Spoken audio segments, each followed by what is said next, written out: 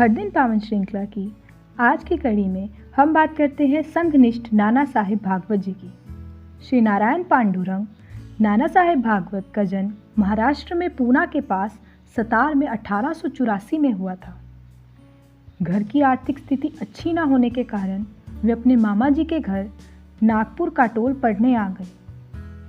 आगे चलकर उन्होंने प्रयाग विश्वविद्यालय से कानून की परीक्षा उत्तीर्ण की तथा चंद्रपुर के पास वरोरा में वकालत करने लगे। वरोरा उन दिनों कांग्रेस की गतिविधियों का एक बड़ा केंद्र था। नाना साहेब कांग्रेस की प्रांतीय समिति के सदस्य थे। 1916 में सारा परिवार चंद्रपुर आकर रहने लगा। चंद्रपुर के जिला न्यायालय में वकालत करते हुए नाना साहेब की घनिष्ठता तिलक जी के अनुयायी बलवंत राव देशमुख से हुई। अतः उनके मन में भी देश, धर्म और संस्कृति के प्रति अतीव निष्ठा जागृत हो गई। जब डॉक्टर हेडगेवार ने चंद्रपुर में शाखा प्रारंभ की, तब तक नाना साहेब की ख्याति एक अच्छे वकील के रूप में हो चुकी थी। पर डॉक्टर जी से भेंट होते ही अपने सब बड़प्पन छोड़कर नाना साहेब उनके अनुयायी बन गए। अगर आपने अभी तक हमारे चैनल को सब्सक्राइब नहीं किया है तो कृपया इसे सब्सक्राइब अवश्य कर लें, जिससे कि आपको प्रतिदिन इसी प्रकार की अच्छी जानकारी मिलती रहे। नाना साहब बहुत जल्दी गुस्सा हो जाते थे। लोग उनके पास मुकदमे लेकर आते थे। यदि उस मुकदमे में जीतने की संभावना नहीं दिखाई देती तो नाना साहब साफ बता देते थे। फिर भी उनके प्रति विश्वास अत्यधिक था। अतः लोग यह कहकर उन्हें ही कागज सौंपते थे कि यदि हमारे भाग्य में पराजय ही है तो वही स्वीकार कर लेंगे, पर हमारा मुकदमा आप ही लड़ेंगे।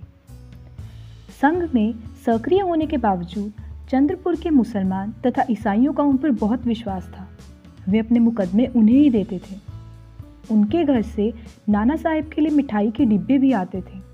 पर ऐसे शीघ्र कोपी स्वभाव के नाना साहेब संघ की शाखा में बाल और शिशु स्वयं सेवकों से बहुत प्यार से बोलते थे।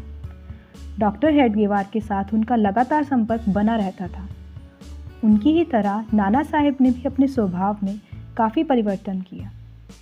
एक वरिष्ठ वकील होते हुए भी वे घर घर से बालकों को बुलाकर शाखा में लाते थे। उनके बनाए हुए अनेक स्वयंसेवक आगे चलकर संघ में वरिष्ठ कार्यकर्ता बने। 1935 में उन्हें चंद्रपुर का संघ संचालक बनाया गया। संघ के सब प्रचारक तथा कार्यकर्ता उनके घर पर आते थे। संघ की बैठकें भी वहीं होती थी। 1950 से 1960 तक वहाँ संघ का कार्यालय भी नहीं था। ऐसे में पूरे जिले से आने वाले कार्यकर्ता उनके घर पर ही ठहरते और भोजन आदि करते थे। नाना साहेब ने संघ के संस्कार अपने घर में भी प्रतिरोपित किए थे। उनके एक पुत्र मधुकर राव गुजरात में प्रचारक थे। इस दौरान उनके दूसरे पुत्र मनोहर का देहांत हो गया। सबकी इच्छा थी कि ऐसे में मधुकर राव को घर वापस आ जाना चाहिए, पर नाना साहेब ने इसके लिए कोई आग्रह नहीं किया। मधुकर राव इसके बाद भी अनेक वर्ष प्रचारक रहे और गुजरात के प्रांत प्रचारक बने। युवावस्था का काफ़ी समय प्रचारक के रूप में बिताकर वे घर आए और गृहस्थ जीवन स्वीकार किया। घर पर रहते हुए भी उनकी सक्रियता लगातार बनी रही। उनके पुत्र श्री मोहन भागवत आजकल हमारे सरसंघचालक हैं। नाना साहेब ने आजीवन संघ कार्य किया।